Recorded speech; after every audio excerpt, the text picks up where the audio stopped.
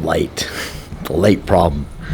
Hey everybody, it's Mike with monkeyfabgarage.com. Go check out monkeyfabgarage.com for all your turbo needs, turbo fabrication stuff. If you're building it, we got it probably. Yeah, so you guys probably can't see much because of light problems, because we can do light this way but not this way. Yeah, there's a Volvo. Took it out for a ride yesterday. How was it is probably the question most people would want. Well, how is it? Let's take a look. I have the key over here. I can assure you, hey, we got Amazon stuff. I can assure you it was blissful. So we drove it to the vet, took Monkey, which is the nickname for my blue pit bull. And she loves it because she can stand right here. You see her back, that's where her back feet goes, that light spot. Stands right here at the front paws and sticks the head out the window, and that's why it's all snotted up. But she loves to stick her head out the window. And then I love to watch her with her little flappy ears because, you know, that's good living right there. The inside, can you guys see the inside here? Let me. Turned out really nice. I'm really pretty happy with everything here.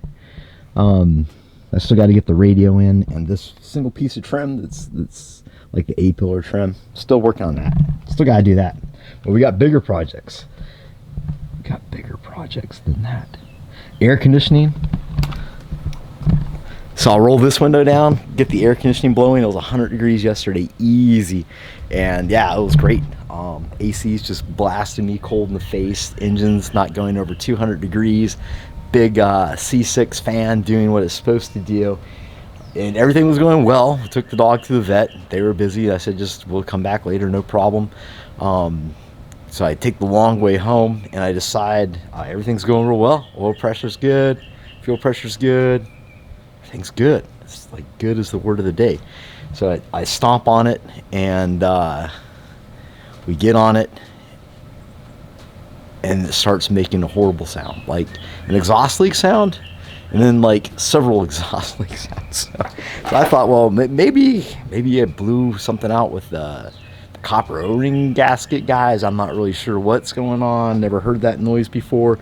And then I look at the oil pressure. Oil pressure steady 20 psi. I think that's the sound of I think that's the sound of the Amazon guy backing up. Or someone's doing something awful to a duck. Okay. Yeah, so then it was like horrible sounds I've never heard before. I know what rod knock sounds like. I know what several things sound like. I've had a lot of failures. I've lost ringlands. You know, I've bent rods. I know what that sounds like. I've lost main bearings. I've had engines just seize up right after startup because the thrust was out of whack. But I've never heard this sound, so I'm kind of excited that, you know, maybe we'll learn something new. The engine wasn't super expensive. We got the engine trans, so it was like $1,300 cash. The camshaft and the heads are kind of nice, so I'm hoping that everything is good as there. I don't know. So my initial thoughts, I'll walk out here and let you guys get a view of this from a distance. So my initial thoughts are, no matter what it is, it's something that I did or failed to do. I can think of like maybe the front O-ring guy. Maybe there was a problem with that. I read it and double checked it. I'm usually pretty obsessive about those guys. But I didn't get like the 2-bolt mod that I know a lot of people suggest that you do. Yeah, I worry about maybe the lifters. Maybe there was a lifter failure or something. We cleaned those out. And the other thing I didn't do was I did not check the oil pan tube. I didn't clay it. I just kind of said like, hey, you know, set and match. Millions of these have probably been sold and we're probably good. So no matter, like I said, no matter what, it is something I did or didn't do. So getting mad about it is just entropy, really. So there's no point. I mean, I can get mad at myself, but I usually just stay mad at myself like most people. So I'm not terribly concerned. We got an engine down at the there's wreckers all around me. I saw one that is like $750 for a 5.3 iron block. So not a huge deal.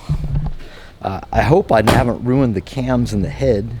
That's the cam and the heads kind of got my singulars and plurals mixed up there. But I'm also not mad because look at what a good job we did of getting this guy in here. Camera's not going to work, but it's going to be really easy. I just have to pop off the fuel system, pop off the harness, flop it back, pop off the headers, take the front accessory drives off, and this thing will disconnect the converter bolts, and this thing should just pop right out. There's nothing here. It's just simple. So I'm excited, happy that we had the foresight to build things that are easy to get to. Yeah, so I'm just hoping that at this point that we're not out too much money as far as like pieces and parts are concerned. But it was fun. It was brilliant. Oh my God, I love the car. The AC blasting.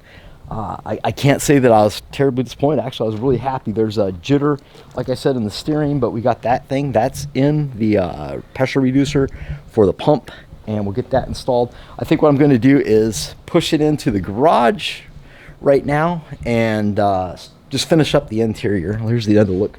Give you guys another look at the interior from this side. Yeah, really came together. Really came together. I got to take the shifter out to get the radio in there, and there's our little A-pillar guy we need to get in. But overall, really happy with how the interior of this guy all turned out.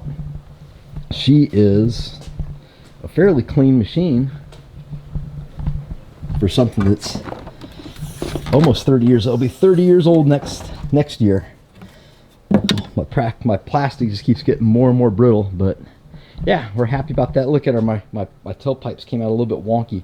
It looked good on the bench, but when you install them, they turned out to hang a little crooked. No biggie.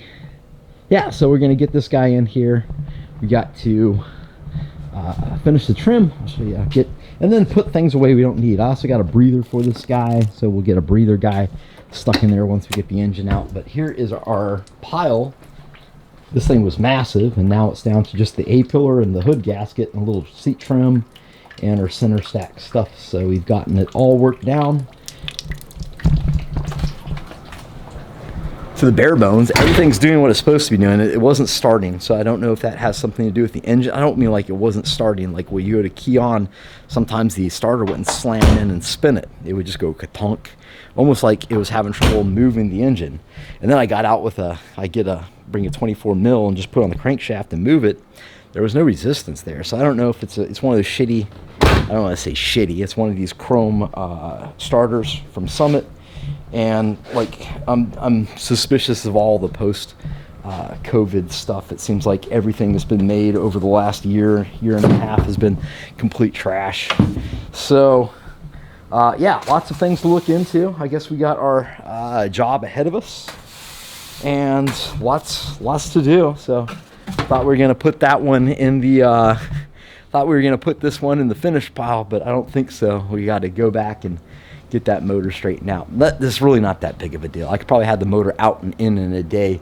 The biggest thing is I need to know why it failed so we can make sure that we're not paying that tax over and over again. You know, it's like George W. said, "Fool me once, you can't. If you fool me, you can't fool me again." And those are words to live by.